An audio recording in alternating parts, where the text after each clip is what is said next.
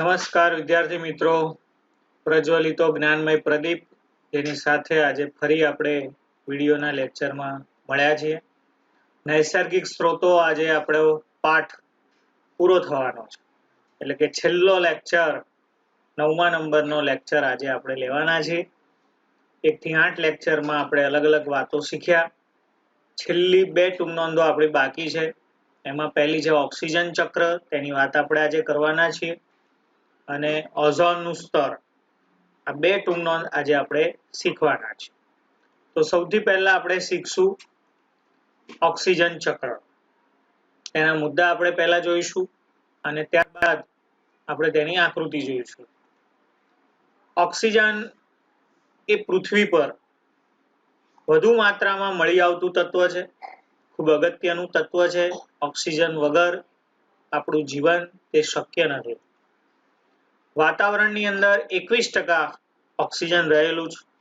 જે આપણને ખબર છે કે વાતાવરણમાં ઓક્સિજનનું પ્રમાણ કેટલા ટકા છે? 21% તેનું પ્રમાણ આપણને તે જોવા મળે છે. પૃથ્વીના પોપડામાં પણ સંયોજન સ્વરૂપે ઓક્સિજન છે. જેમ કે કાર્બન પ્લસ ઓક્સિજન આ ભેગું થાય એટલે કાર્બન ડાયોક્સાઇડ બને. તો આ જે કાર્બન ડાયોક્સાઇડ છે તે એક સંયોજન છે. કોણ છે તેમાં? કાર્બન છે અને ઓક્સિજન છે. તો કાર્બન અને ઓક્સિજન બંને સંયોજાઈ કાર્બન ડાયોક્સાઇડ બન્યું, જે પૃથ્વીના પોપડામાં સંયોજન સ્વરૂપે તે આપણને જોવા મળે છે. પૃથ્વીના પોપડામાં ધાતુઓ અને સિલિકોન ઓક્સાઇડ સ્વરૂપે પણ આપણને તે જોવા મળે છે. પૃથ્વીના પોપડાઓમાં ધાતુઓ અને સિલિકોન ઓક્સાઇડ સ્વરૂપે પણ ઓક્સિજન આપણને મળી આવે છે. જૈવિક અણુઓ સજીવોના નિર્માણ માટે, સજીવના બંધારણ માટે જે જૈવિક અણુઓ છે, જેમ કે પ્રોટીન, કાર્બોદિત, ચરબી, ન્યુક્લિક એસિડ, આ બધા જૈવિક અણુઓ છે. અને આ જૈવિક અણુઓમાં પણ ઓક્સિજન તે આધારભૂત છે. તો આ બધી જગ્યાએ આપણને ઓક્સિજન જોવા મળે છે, જેમાં ઓક્સિજન રહેલો છે. ઓક્સિજન એ મુખ્ય તત્વ છે. શા માટે? આવો પ્રશ્ન અલગથી બી પૂછાય. ઓક્સિજનનું પ્રમાણ વાતાવરણને સંતુલિત કરે છે. વાતાવરણને યોગ્ય રાખવાનું કામ ઓક્સિજનનું પ્રમાણ કરે છે. 21% જે ઓક્સિજન છે, જેનાથી આપણું વાતાવરણ જળવાય છે, તાપમાન જળવાય છે. અને એટલા માટે ઓક્સિજન એ કેવું તત્વ છે? મુખ્ય તત્વ છે. આવું પણ આપણે કહી શકીએ છીએ. ઓક્સિજનનો ઉપયોગ ક્યાં થાય? ઓક્સિજનનો ઉપયોગ આપણને સરળ ભાષામાં તો ખબર છે કે દરેક સજીવને જીવવા માટે, દરેક સજીવને પોતાનું અસ્તિત્વ ટકાવવા માટે ઓક્સિજન જરૂરી છે. ઓક્સિજન વગર સજીવનું જીવન શક્ય નથી. એટલે કે શ્વસનમાં આપણે તેનો ઉપયોગ કરીએ છીએ. શ્વસન ક્રિયામાં ઓક્સિજન વપરાય છે. ઓક્સિજન વગર આપણું જીવન શક્ય નથી.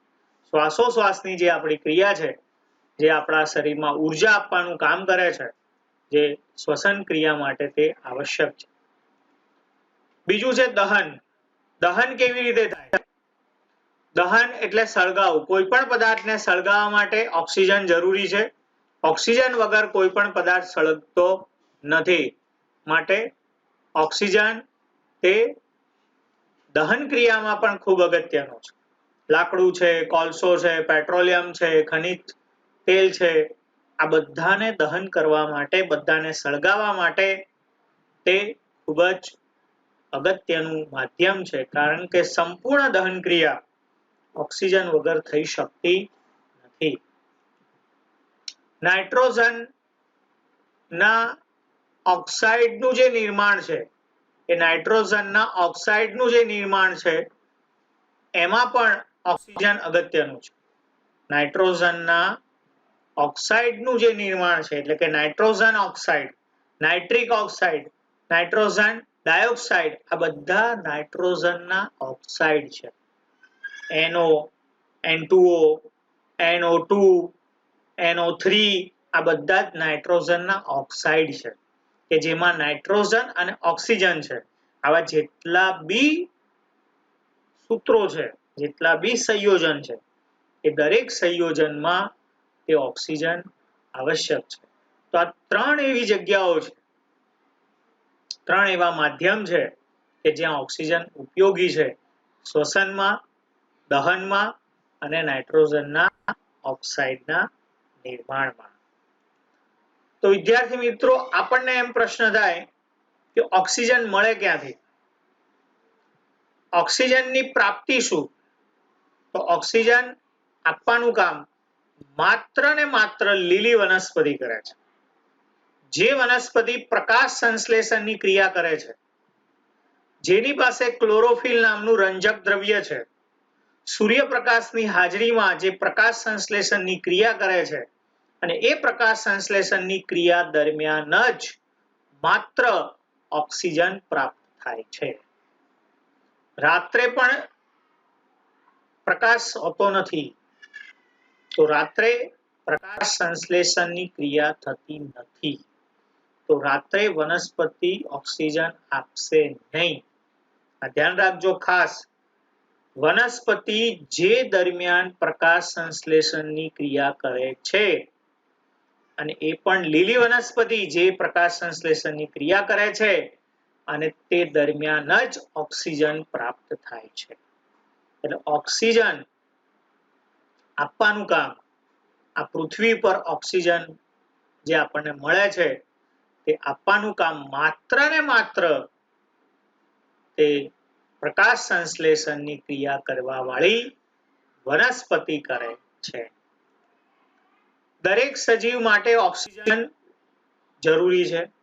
દરેક સજીવને ઓક્સિજન જોઈએ. સજીવના અસ્તિત્વને ટકાવવા માટે, સજીવને જીવંત રહેવા માટે ઓક્સિજન ખૂબ આવશ્યક છે. પણ કેટલાક બેક્ટેરિયા એવા છે, આ આપણને નવાઈ લાગશે વિદ્યાર્થી મિત્રો, તમને અજુગતું લાગશે કે દરેક સજીવને ઓક્સિજન જોઈએ, દરેક સજીવને જીવંત રહેવા માટે ઓક્સિજન આવશ્યક છે, પણ કેટલાક બેક્ટેરિયા એવા છે કે જેને તત્વીય ઓક્સિજન એટલે કે O2 એ ઝેરી બને છે. કેટલાક બેક્ટેરિયા કે જેને તત્વીય ઓક્સિજન ઝેરી બને છે. કેમ? આપણને થાય ઓક્સિજન ઝેરી કેવી રીતે બને? દરેક સજીવનું જીવંત એટલે ઓક્સિજન છે. વિદ્યાર્થી મિત્રો, તમને અમુક દિવસ સુધી ખાવાનું ના મળે, કોઈ વ્યક્તિને અમુક દિવસ સુધી ખાવાનું ના આપો તો ચાલે, ઉપવાસ કરી શકે. પાણી અમુક કલાક સુધી ના મળે તો પણ ચાલે, પણ ઓક્સિજન વગર ઘડી બે ઘડી પણ ચાલતું નથી.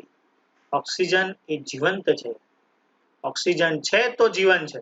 પણ કેટલાક બેક્ટેરિયા તો એવા છે કે જેને તત્વીય ઓક્સિજન ઝેરી બને છે. કેમ? એનું કારણ કે બેક્ટેરિયા ઓક્સિજનની હાજરીમાં નાઇટ્રોજનનું સ્થાપન પ્રક્રિયા કરતા નથી. નાઇટ્રોજનના સ્થાપનની પ્રક્રિયા કરી શકતા નથી, અને માટે તે બેક્ટેરિયા માટે તે તત્વીય ઓક્સિજન ઝેરી છે. કારણ કે જે બેક્ટેરિયા નાઇટ્રોજનનું સ્થાપન કરે છે, હવામાં રહેલો નાઇટ્રોજન જમીનમાં લઈ જાય છે, પણ ઓક્સિજનની હાજરીને કારણે તે નાઇટ્રોજનનું સ્થાપન કરી શકતા નથી, માટે તે તત્વીય ઓક્સિજન તે બેક્ટેરિયા માટે ઝેરી બને છે.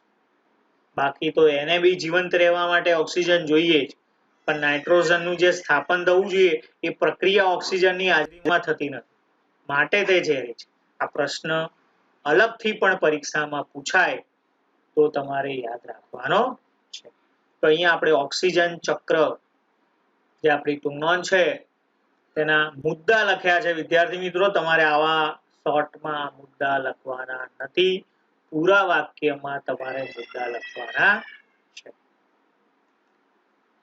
હવે શું જોઈશું? ઓક્સિજન ચક્રના મુદ્દા તો આપણે જોઈ ગયા. આકૃતિ સમજવી પડશે. તો તમારી સામે આકૃતિ આપણે અહીંયા રાખી છે, જે આ પ્રમાણે તમારે દોરવાની છે. એકદમ સિમ્પલ આકૃતિ છે. વાતાવરણીય ઓક્સિજન એટલે કે O2, શ્વસન ક્રિયા જેમાં આપણે ઓક્સિજનનો ઉપયોગ કરીએ છીએ તેમાંથી કાર્બન ડાયોક્સાઇડ પાણી મુક્ત થાય છે. પ્રકાશ સંશ્લેષણની ક્રિયા થાય છે જેમાંથી પાછો ઓક્સિજન વાતાવરણમાં જાય છે.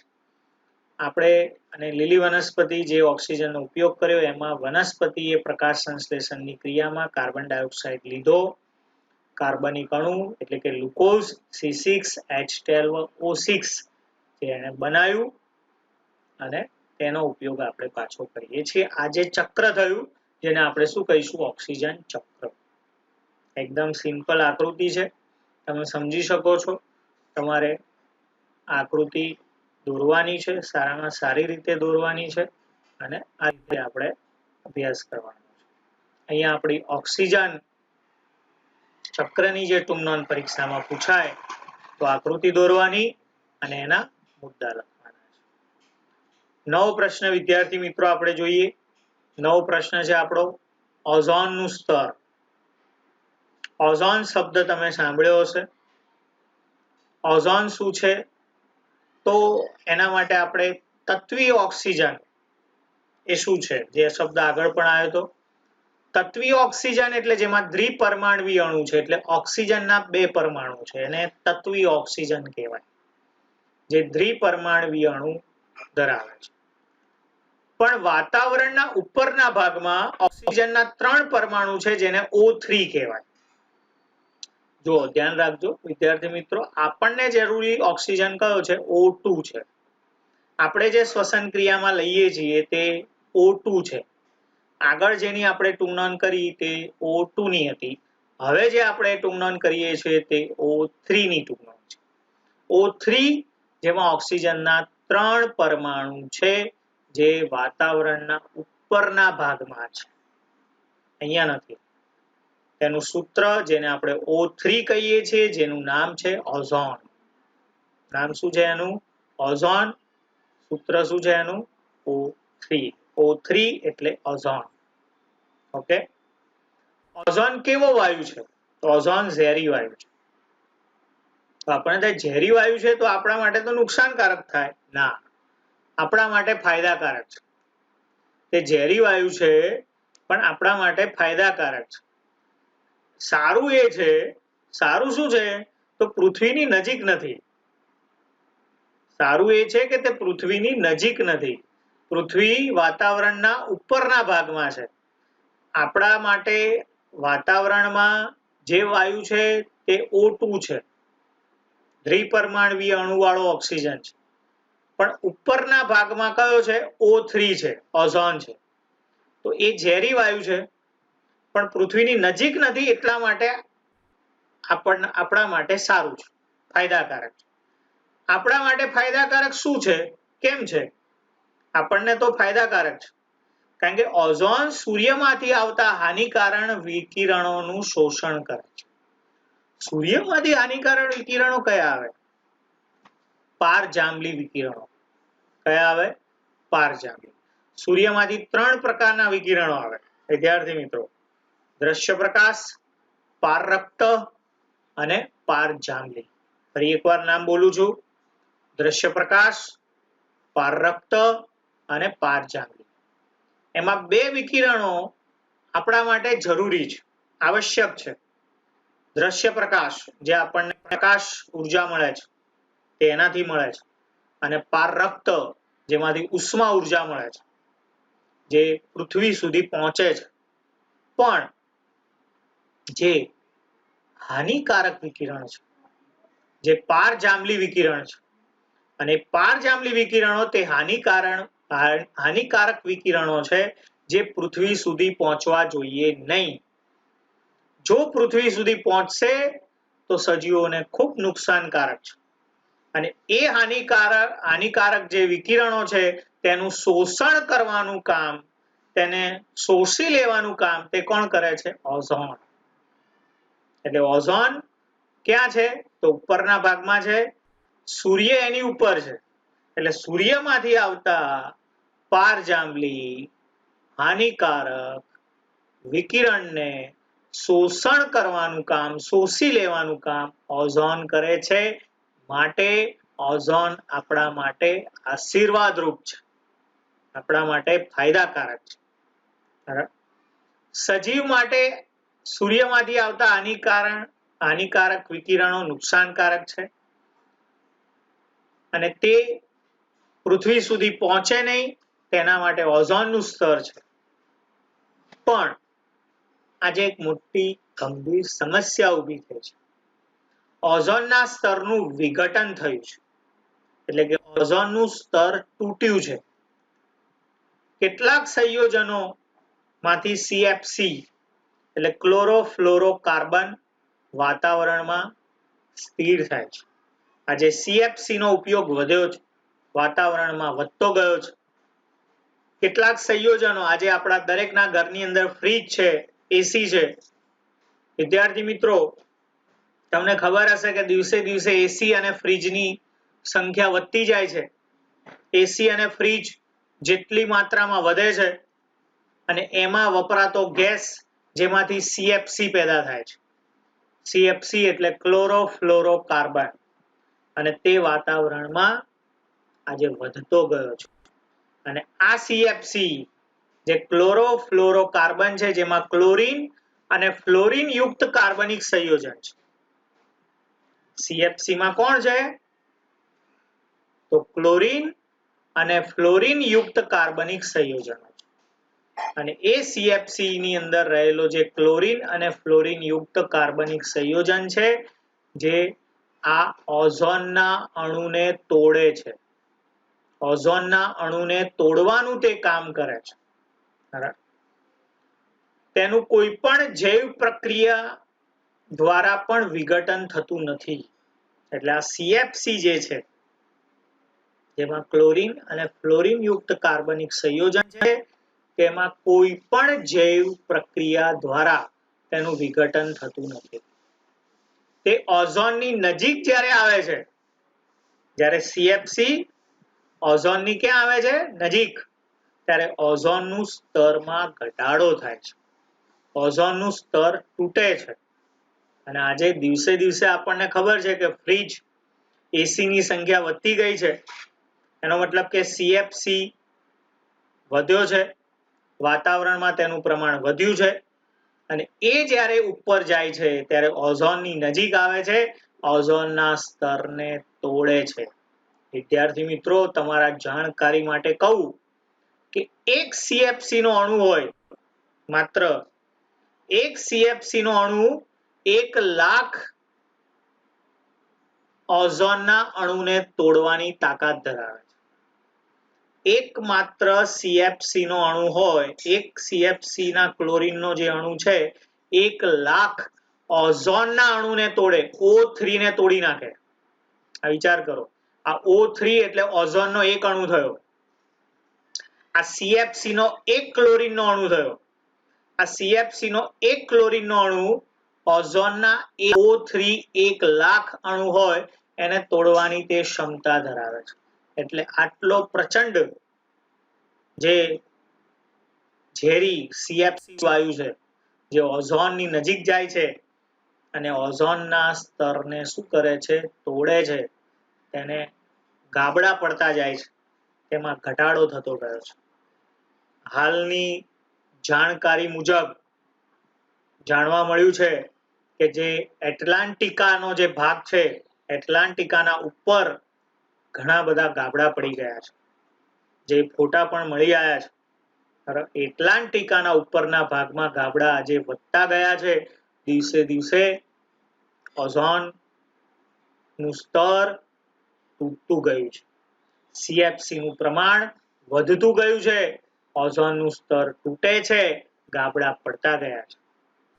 તો આનાથી ઘણું મોટું શું થશે? નુકસાન થશે, ઘણી અસરો થશે. કારણ કે આ CFC ઓઝોનને તોડશે એટલે હાનિકારક જે વિકિરણો છે, પારજાંબલી વિકિરણો, એ ક્યાં આવશે? પૃથ્વી સુધી આવશે.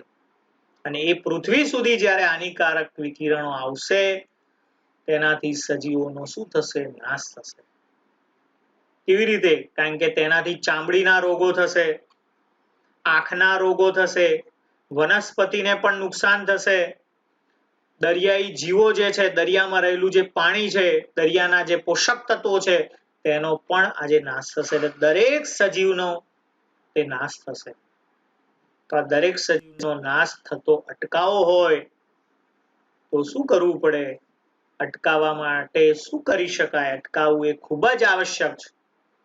વિદ્યાર્થી મિત્રો, તેને અટકાવવા માટે એક જ ઉપાય છે કે CFC નું પ્રમાણ ઘટાડવું પડે. જે જગ્યાએથી CFC પેદા થાય છે, ફ્રીજ, એસી, જેનો ઉપયોગ મર્યાદિત કરવો પડે અથવા ઓછો કરવો પડે, અથવા એવી ટેકનોલોજી અપનાવવી પડે કે તેમાં વપરાતો જે ગેસ છે એમાંથી CFC પેદા ના થાય. કારણ કે જેટલો CFC પેદા થશે એટલું જ ઓઝોનનું સ્તર શું થશે? તૂટશે. એટલા જ ગાબડા વધશે, એટલો જ હાનિકારક પારજાંબલી વિકિરણો એ ગાબડામાંથી પૃથ્વી સુધી આવશે. પૃથ્વીનો શું થશે? સજીવનો નાશ થશે. દરેક સજીવનો નાશ થશે. મનુષ્યને બી નાશ થશે, મનુષ્યની ચામડીના રોગો થશે, આંખના મોતિયા આવી જશે, વનસ્પતિનો પણ નાશ થશે, દરિયાઈ જીવો જે છે તેનો પણ નાશ થશે. એટલે દરેક સજીવનો શું થશે? નાશ થશે. કારણ આ સૂર્યમાંથી આવતા પારજાંબલિક જે વિકિરણો છે આપણે માનીએ તેટલા સરળ નથી. ખૂબ જ હાનિકારક છે, ખૂબ જ નુકસાનકારક છે. અને એને રોકવાનું કામ માત્ર ને માત્ર ઓઝોનનું સ્તર કરે છે. અને એ ઓઝોનનું સ્તર તોડવાનું કામ એ CFC કરે છે. અને એ CFC પેદા ના થાય તે આપણા હાથમાં છે. એટલે તેના માટે આપણે જે પણ પ્રયત્નો કરી શકીએ તેને અટકાવવા માટે આપણે જે ઉપાયો કરી શકીએ તે કરવા જોઈએ. નહીં તો આવતી પેઢી, આવતું ભવિષ્ય એ ખૂબ જોખમકારક બનશે. તો એને અટકાવવા એ ખૂબ જ આવશ્યક છે, ખૂબ જ જરૂરી છે. તેના માટે નવી ટેકનોલોજી વિકસાવવી પડશે, લોકોમાં સમજ, લોકોમાં સમજણ ઊભી કરવી પડશે કે જેનાથી ટેકનોલોજીનો પણ એક મર્યાદિત, ફ્રીજ, એસીનો પણ ઉપયોગ મર્યાદિત થાય તેવો એક પ્રયત્ન કરવો પડશે. નહીં તો જે એટલાન્ટિકાની ઉપર આજે ગાબડા વધતા ગયા છે તેની આકૃતિ પણ હું તમને અહીં બતાવું છું. જે એટલાન્ટિકાની જે હાલત છે અહીંયા આપણે જોઈ શકીએ છીએ કે એનું જે ધીમે ધીમે એની શું હાલત થતી ગઈ છે. ઓક્ટોબર 1960માં જે અહીંયા છિદ્ર બતાવ્યું છે તે નાનું છે. ઓક્ટોબર 1985માં તમે જુઓ છો એ છિદ્ર મોટું થયું. અને ઓક્ટોબર 1990માં જે એનું છિદ્ર પાછું મોટું થયું. તો ધીમે ધીમે આ ગાબડા વધતા ગયા છે. આ તો 90ની સાલનો ફોટો છે. એના પછી તો કેટલાય ફોટા પડ્યા હશે.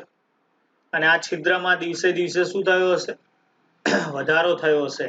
તો આ જે છિદ્ર છે, જે ઉપગ્રહોની મદદથી લીધેલી આકૃતિ છે, અને તે આપણે જાણી શકીએ છીએ કે હાલત ખરાબ છે.